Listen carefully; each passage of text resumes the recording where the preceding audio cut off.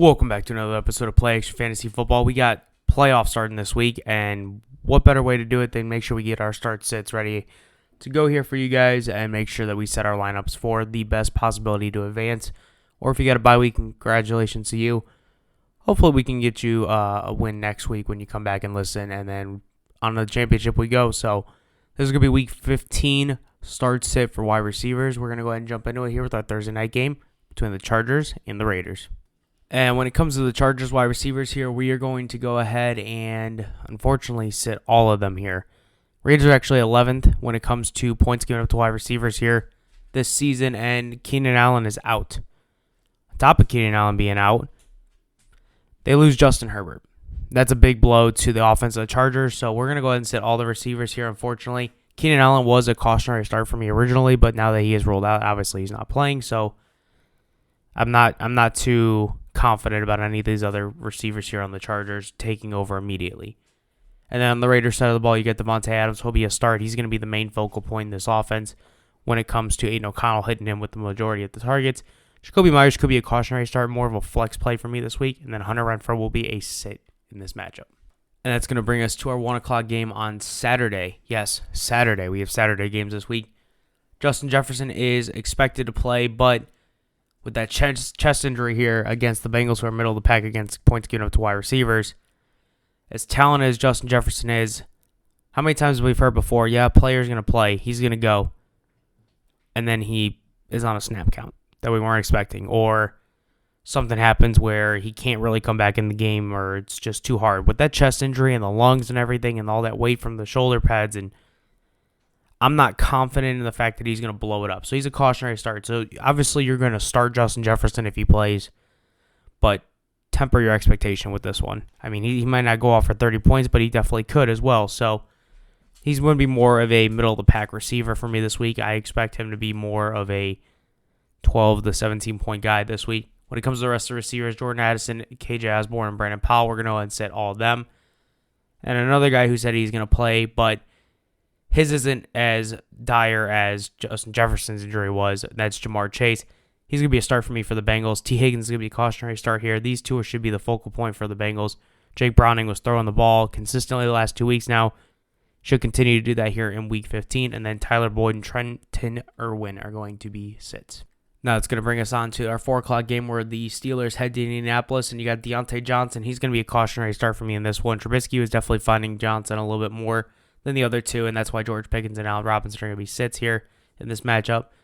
Decent opportunity for the Steelers, though, and the receivers. I expect this to be more of a dink and dunk type of offense for the Steelers until they can actually 100% unload Mitch Trubisky there. So just keep that in mind with these receivers for the Steelers. And then when it comes to the Colts, we're going to start Michael Pittman Jr. He is unbelievable the last couple weeks. I mean, he's consistent. He's got a nice floor right now when it comes to fantasy points, so definitely you're going to want to start him against the Steelers. And then Josh Downs is a cautionary start, and we're going to leave Alec Pierce as a sit in this matchup. And then that's going to bring us to our last game on Saturday here, 8 o'clock. You got the Denver Broncos at the Detroit Lions, and Courtland Sutton's going to be a start for me in this one. He has cashed in on touchdowns now consecutively the last couple weeks. Definitely love to see that. That's going to help his point value. He's got a consistent floor right now. Should be in your lineup as a wide receiver 2 or a flex play. And then Marvin Mims and Jerry Jeudy are going to be sits. Lions side of the ball, there's only one guy that's been consistent, even though he did not have the best week last week. It's going to be Amon-Ra St. Brown. We're going to start him. Now, you want to be a little cautious with this one as well, too. He's healthy in the sense that he's going to be able to get a lot of targets. It's a home game for the Lions. They do tend to play better at home. But the Broncos are 6 against wide receivers, so it's going to be a tougher matchup for Amon-Ra St. Brown. But we've seen him perform very well in tough matchups before, so I would expect him to do the same here. Especially with playoff hopes on the line and a possibility to clinch this week. Definitely like Amon-Ra St. Brown in this matchup. And that is why we are going to sit Josh Reynolds and Jameson Williams here. And now that's going to bring us to our 1 o'clock game on Sunday. Kicking us off, we do have the New York Giants, led by Tommy DeVito, and the New Orleans Saints, who could be led by either quarterback, either Derek Carr or Jameson Williams. Jalen Hyatt and Darius Slayton and Wan'Dale Robinson are all going to be sits for the Giants in this matchup. As much as Tommy DeVito has been playing good, or at least decent, it's not doing too much for the receivers here. It's more of a Saquon, more of the tight end, more of a little bit of running with DeVito. But For that reason, we're going to sit all receivers for the Giants. And then when it comes to New Orleans Saints, Chris Olave is the only start here. Rashid Shaheed, and A.T. Perry are all going to be sits in this one. I just really like Chris Olave's matchup here against the 28th ranked Giants when it comes to points given up to wide receivers. And now that brings us to the Chicago Bears at the Cleveland Browns. And DJ Moore with Justin Fields back has been consistently good. And that's what we wanted to see from DJ Moore, especially around playoff time. That's definitely a big factor here. Up against the Browns, though, who are a tough defense, I do still like DJ Moore in this opportunity here. He's so versatile. He can, do Wildcat. He can come out of the backfield as a running back. You can dump it off to him, let him get an open space. You can throw it deep to him. He's very versatile, kind of almost of a lighter version of a Deebo Samuel in a sense. Not saying they're the same player, but they have same versatility skills, which is definitely good for DJ Moore in this matchup. So for E. St. Brown, Tyler Scott, and Darnell Mooney, they're all going to be sits. DJ Moore is the only start for me. And then on the Brown side of the ball, with Joe Flacco and his 300-plus yards and 3 touchdowns against Jacksonville, I like Amari Cooper in this matchup as a start, and Elijah Moore is a cautionary start. Elijah Moore was definitely getting a little bit more targets here until Cedric Tillman came into the play, and when Cedric Tillman came into play, kind of took a couple targets away from Elijah Moore. But either way, I do like Elijah Moore still as a cautionary start in this game. And this one shouldn't take too much to cover here. We got the Atlanta Falcons and the Carolina Panthers, and only 2 receivers I'm going to start in this one. Drake London for the Falcons. We're going to sit Mac Hollins and Van Jefferson. Drake London is going to get majority of targets, especially with Desmond Ridder under center now. Consistently for Drake London, he should get at least anywhere between 6 to 10 targets a game. And then for the Carolina Panthers, Adam Thielen has been the only one with a high enough floor to where he can put up decent points. Both these guys are going to be flexes for me, though, in this matchup. Now it's going to bring us to Tampa Bay and Green Bay. And Mike Evans and Chris Godwin are going to be cautionary starts for me in this matchup. The Green Bay Packers have been pretty decent here against the wide receiver groups as they are currently ranked 8th, which is a tough situation here for, the receivers for the Tampa Bay Buccaneers. But considering who Mike Evans and Chris Godwin are and how proven they've been in the league, they should still put up a decent amount of points. It's just temper your expectation with this matchup here. Obviously, they're going to get points. It's just how many are they going to get? Are they going to be league winners? Or are they going to be, matchup winners this week? They could be, but more than likely, no. But we'll have to wait and see here on Sunday. But for me, they are both going to put up decent amount of points where they should be in your lineup, at least as a wide receiver 2 or a flex play, depending on your other wide receiver situation. And then Trey Palmer is going to be a sit. When it comes to Green Bay here, you got Christian Watson and Jaden Reed. They are both going to be starts. Christian Watson is questionable, so it all depends on if he plays. He'll be a start. If he does not start, we're going to move Romeo Doubs up to a start. But as of right now, Doubs was a cautionary start.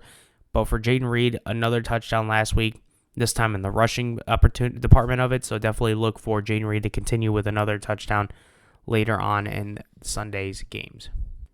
Now it's going to bring us to the New York Jets and the Miami Dolphins, and Garrett Wilson will be a start for me in this game.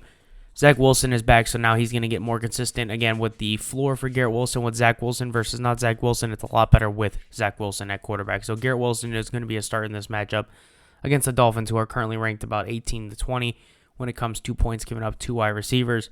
Allen Lazard, Randall Cobb, and Xavier Gibson are going to be sits for me for the Jets. When it comes to Miami, though, Tyreek Hill, you're going to start if he plays.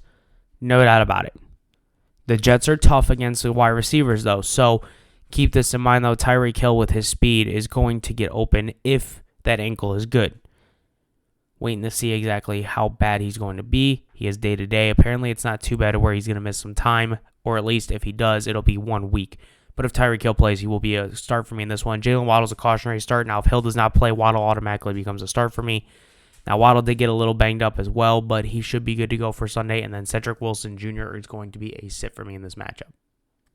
Now we move on to Kansas City at the Patriots here. And we got Rashee Rice as a start. He's been consistent here with that high floor, and he's going to continue to grow here as that is the second best target now for Patrick Mahomes here other than Kelsey. So definitely look for Rashee Rice to keep getting some points here. Sky Moore and Kadarius Toney are going to be sits for me in this matchup. And then when it comes to the Patriots, Demario Douglas is the only guy I'm going to be willing to even throw in my lineup.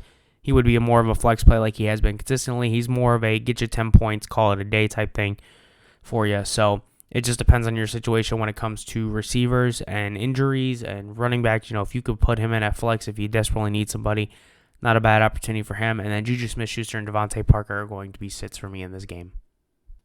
Moving on now, we do have the Texans at the Titans. Nico Collins is questionable with that calf injury. I do expect him to play here. We'll see what ends up coming out in the next day or two. But as of right now, Nico Collins, I do expect him to play. And this is a great matchup with how banged up the secondary is for the Tennessee Titans. So Nico Collins questionable in this matchup, but I do expect him to put up a decent amount of points. Noah Brown is similar in the situation. I have him as a cautionary start, though, just because of the way that they utilize the running game with Devin Singletary and Dameon Pierce. They do like to dump it off to them a little bit. Dalton Schultz should still be coming back as well. And if he does play, Noah Brown's going to see a little bit less targets, but he should still have a decent opportunity. Robert Woods is going to be a sit for me in this game. And then when it comes to the Titans, I'm going to start DeAndre Hopkins and nobody else.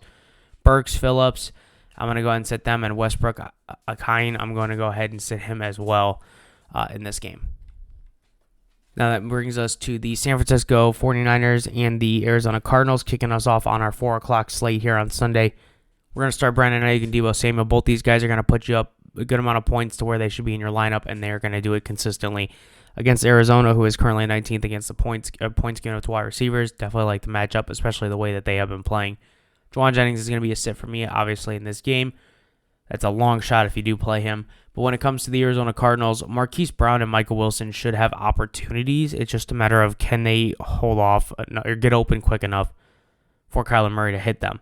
You know, Arizona is going up against the 49ers here with the 23rd best or 23rd worst against the pass. So they do give up a good amount of points to wide receivers. So look for Marquise Brown and Michael Wilson to get a decent amount of points. But Rondale Moore, I'm going to go ahead and sit him. He's not getting enough targets consistently to make any factor. Now we got the Washington Commanders and the LA Rams, and Terry McLaurin, Jahan Dotson, Curtis Samuel. Boy, I can't figure out which one of these guys is going to have a fire week or not. It's so inconsistent. But if I'm going to put my money on it, Jahan Dotson and Curtis Samuel are probably the better options here just because they are more consistent the last couple weeks and they get the majority of the targets. For whatever reason, Terry McLaurin is not getting targeted by Sam Howell as much as he did last year in that one game. I mean, it almost was like Terry McLaurin was the only guy on the field with Sam Howell, so to see that, it's kind of a head-scratcher. But in this situation, any of these guys could make points here. I would put them more at flex or wide receiver 2. And then for the LA Rams, Cooper Kupp and Puka Nacua starts, and Tutu Atwell is going to be a sit. That's going to bring us to the Dallas Cowboys at the Buffalo Bills here, and CeeDee Lamb will be a start for me in this game. There is no doubt about it. CeeDee Lamb is going to put up a decent amount of points here. Bills are 12th against wide receivers, but regardless, CeeDee Lamb is going to get you points. Brandon Cook should be a cautionary start in this one. He kind of came back down to earth a little bit after 2 or 3 great weeks here the last couple weeks, but he's still getting a decent amount of targets, so he could still have a good game, especially if they decided to double team CeeDee Lamb. But Michael Gallup's going to be a sit for me in this matchup. When it comes to Buffalo, though, even though he's been a little up and a little down the last couple weeks, I'm not really worried too much about Stephon Diggs. I do think he's going to find some opportunities. They're going to have to get him involved more if they want to win more comfortably than what they have the last couple weeks. So Stephon Diggs is going to be a start for me in this one, and Gabe Davis and Shaquille Shahir are going to be sits. Now we're going to end Sunday with our Sunday night game here. Zay Flowers, Odell Beckham are going to be starts for me with the Baltimore Ravens, and we're going to sit Rashad Bateman and Nelson Aguilar. Zay Flowers and Odell Beckham have been doing really well the last couple weeks here, minus that bye week. Obviously, in Week 13, they did not play. So the week prior, a couple weeks prior, and the weeks after, or the week after, I should say, they have done pretty well here, especially against a home game against the Rams. That was really nice to see. Now they get an even better matchup against Jacksonville, who are more give up more points to wide receivers in fantasy football. When it comes to the Jaguars, though, Calvin Ridley and Zay Jones are cautionary starts for me. Ridley had 13 targets against the Browns on 4 catches. 53 yards on that one, so he's got a lot of targets, but the only person who out-targeted him was Zay Jones. 5 catches on 14 targets, but he only ended up with 29 yards.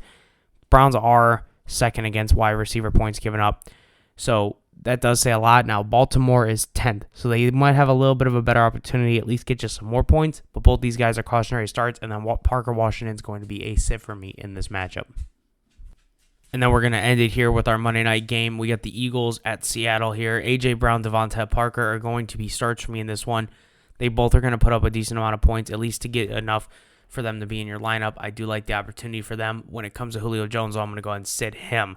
Seattle side of the ball, though, against the bottom of the list here when it comes to points given up to wide receivers. The Eagles are 32nd. Go ahead and give me DK Metcalf and Tyler Lockett as a start, and I'm going to put Jackson Smith and Jigba as a cautionary start. It should be, keyword is should here, should be a lot of points for these receivers. Eagles are 32nd when it comes to points given up to wide receivers, and Seattle's 31st. So the two bottom teams are giving up the most amount of points to wide receivers are facing each other. This is a good matchup here for these receivers. If they don't capitalize, it's something about Monday night or Thursday night games that I just can't figure out. But as of right now, these guys should both have good, or all these players should have good opportunities except for Julio Jones. And that's going to do it for our Week 15 start sits for wide receivers here. Go ahead and like and subscribe if you made it all the way through. It helps us a lot. And then definitely make sure that you turn on notifications to get the latest up-to-the-minute videos. We got 2 more weeks until championship, so let's make sure we get there. Make sure you take our content in with a little bit of help here to make sure you get the right lineup sets and make sure that we can win you some games to get you the championship and get you a fantasy football trophy. So, but other than that, you guys have a good one. Let's go win some games, and we'll see you back here next week.